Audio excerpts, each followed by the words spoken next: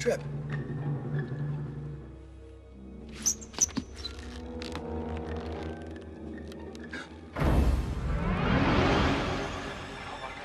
It's Trip. Horton? Horton, who's got the camera? Oh, Jesus!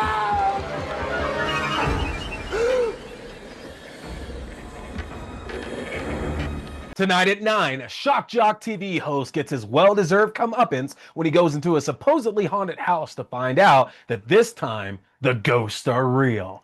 Folks, tonight in TV reviews, it is the first Wednesday of the month, and you know what that means. It is time for us to talk some Tales from the Crypt. We're going to be talking the Season 2 episode, Television Terror. Stay tuned.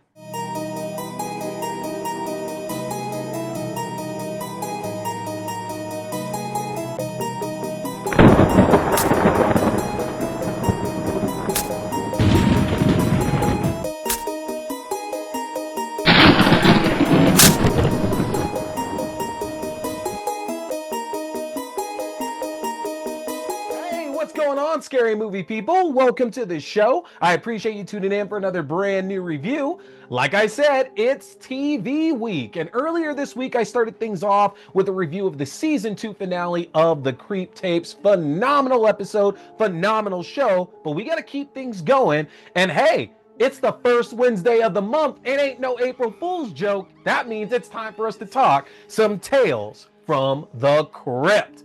Now, y'all know we got a lot more great content coming for you this week here, so you're gonna want to smash that subscribe button, hit that follow no matter where you were tuning in to catch this review. We're gonna be taking a look at another episode of Welcome to Derry. We're gonna be looking into the Black Spot, and we're gonna keep things moving with Alien Earth when we check out the episode The Fly. So if you're looking for the scariest thing on TV right now, smash that subscribe button, hit follow, and we're gonna let you in on some of the creepiest things that you can catch on the small screen.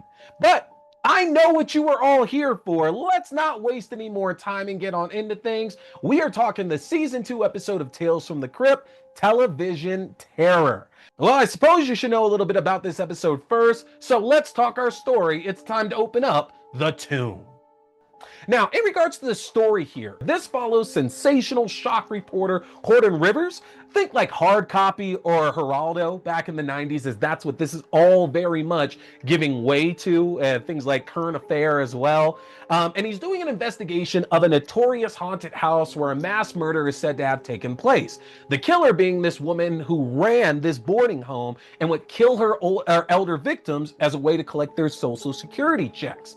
Horton is basically a crass, misogynistic, and borderline abusive host of his show, and he's trying to find a way to save ratings and to make sure the show keeps on going on. So he decides that he's going to explore this house, and that's when the hauntings end up starting.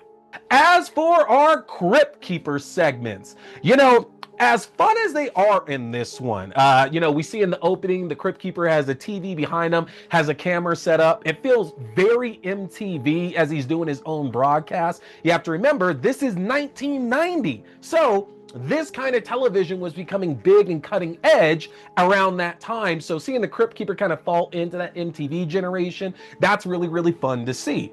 Also hearing Kassir's voice, this is towards the end of season 2, so he's using that higher pitched voice that we get later on in the show, but the gravel is still there. Let me take that back. It's more of he has the high energy combined with that gravelly voice that he was using all the way to like midway through season 3, and it works really well here, but the problem is it's so damn short. The opening segment as a whole, less than a minute long, maybe 40 seconds long here. It's the closing segment that's a true shocker. Y'all, we're talking 30 seconds at most for that closing segment. Enough time for him to make a few puns, talking about how Horton is a real swinger, that he hangs out in all the right places. Like, again, some good gags for sure in there, but it's so damn quick. And again, I get it. In the first couple of seasons of the show, the goal was probably to get more screen time for the story as opposed to the Crypt Keeper. We're using the puppet. Who knows what kind of issues we're having with that in those first couple of seasons. But man, it is noticeable to not get a longer segment here. So it's fun, high energy, and I like the fact that it's leading into the MTV generation. But again, it's just too damn short. All right, it's time to talk our cast and crew a little bit. Let's get into the gravestones. Randall Johnson, who is the co-writer of this episode, has done a number of other notable projects that I'm sure at least some of you are tangentially aware of. For example, he wrote the story for the game Gun back on like Xbox and PS2 like 20 years ago at this point, that I said for the longest time was better than Red Dead Redemption. I still hold on to that fact, honestly. Red Dead Redemption 2 is a different story, but I digress.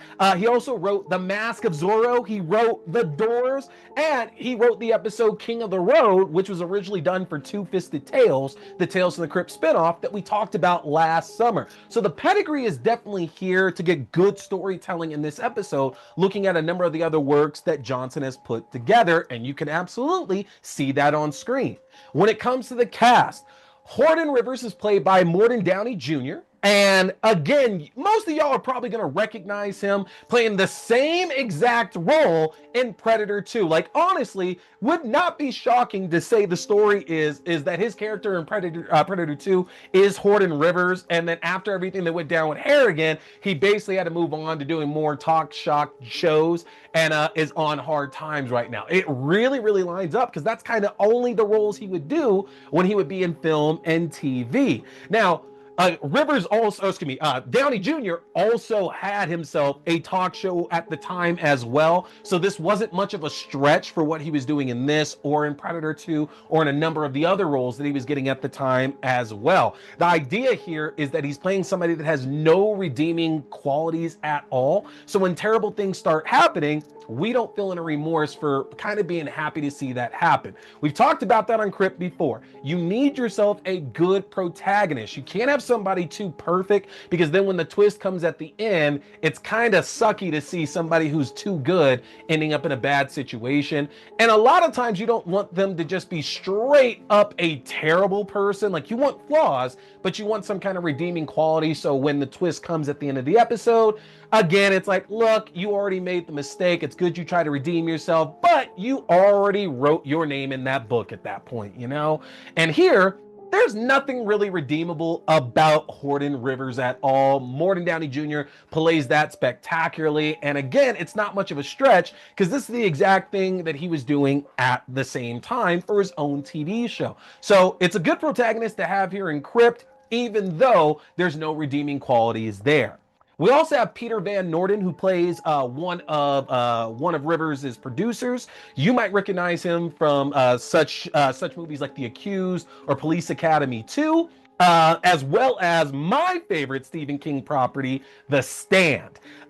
Here, along with Dorothy Park, who plays another one of his producers and also his part-time lover, you see the contempt that the two of these have here for Rivers, the way that he talks to the cast and the crew of his show, the way that he goes about trying to get these stories done, and even the fact that during this particular episode, he's setting so many things up that is pretty unethical to do, regardless of the fact that your show might be on the verge of cancellation. You're not really supposed to do those kind of things. But again, the nice thing here is that all these actors play so well off of each other. Downey Jr. and Van Norden and Park all have great chemistry together, even if most of it is hate between the two of them and Rivers here. It still works extremely well. It's a great dynamic. So when things start getting very, very morbid here, when we get to the twist, it all makes sense, the reason why that's there. So love the chemistry between our three leads here in this show, and it works really, really well to where, again, there are eyes. Our point of view is coming through Van Norden and Park playing these producers, because we also don't like Rivers, and we kind of want to keep seeing bad things happen to him, right? Now, in regards to the scares here, like I said, this is one of the scarier Crypt episodes that we have out there. The scares are very much faked earlier on, though there's an implication that even the ones that are claimed to be fake, that some part of that is real, as the spirits are already disturbed the moment that Horton steps into this house.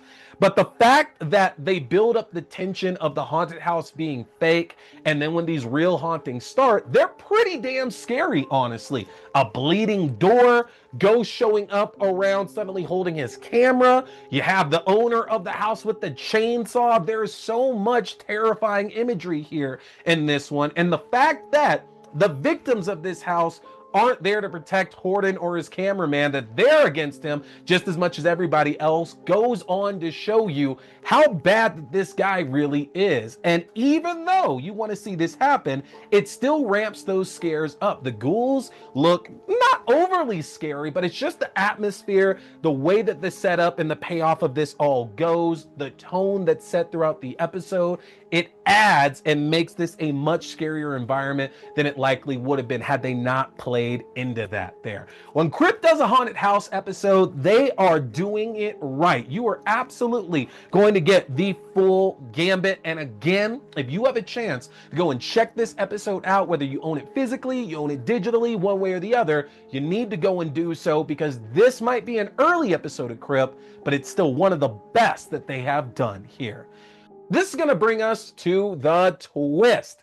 Now remember, Horton's inside of this supposedly haunted house, but as we find out, he is trumping up a number of the scares that are going on in there in order to make for more enticing television to save their ratings. But unfortunately, we find out that for whatever reason, this ghost story is real. The spirits start showing up to torment Horton, and they end up killing his cameraman before they force him to flee into the killer of all the rest of the victims. Again, the old woman who is killing her tenants as a way of collecting their social security checks. Horton ends up running face to face with her, and she's got a chainsaw ready to do some damage as she proceeds to eviscerate him with the chainsaw, which ultimately forces him to force himself out of the window with a curtain tie around his neck, hanging him to death. Though honestly, again, I think the chainsaw was already doing more than enough. He probably only had moments after that to where he was very much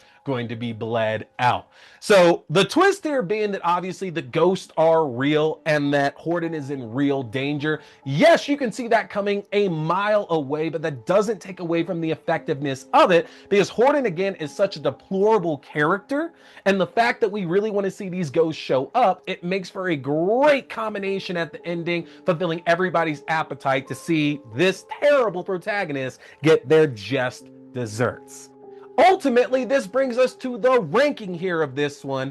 Of the 25 episodes of Crypt that I have watched and reviewed for y'all so far, Television Terror is going to end up getting ranked 11. It's right out of the top 10, not because it's not good and not enjoyable. I said it's one of the scarier episodes there. It's just that the 10 in front of it, I think, do a better job of being enjoyable. Whether it's a case of they're funnier, they're scarier, they're bloodier, whatever the case there is, the 10 episodes ahead of it end up just having a little bit more for me than this one offered. But it's not a knock, because Tales from the Crypt is one of those shows to where anything is good. Except for Ritual. A lot of y'all really don't like Ritual. But again, this ends up getting ranked at 11 out of 25. So I want to hear from all of you. If you've checked this episode out, let me know in the comment section your feelings about it. How's it rank when it compares to other haunted house episodes in Tales from the Crypt, like Stared in Horror, or is it Stared in Terror, or House of Horrors? Like same thing. Let me know what y'all are thinking here compared to like those other episodes. And of course, again, make sure you're hitting that follow button, you're hitting that subscribe button, or you're going to my link tree, which you can do at linktr.ee/t-scary-movie. Getting subscribed to my channel is going to give you access to all the horror content I got up for y'all to check out right now, news, reviews, and interviews. And again, it is still TV week, so later on this week, we're going to have reviews out for episodes of Welcome to Derry and Alien Earth for you to check out as well, too. Hit that subscribe button, folks. More great horror goodness coming your way. But this is going to do it for me tonight, y'all. I appreciate you so much tuning in for yet another TV review. My name is T. We've been talking scary movies. Stay scared.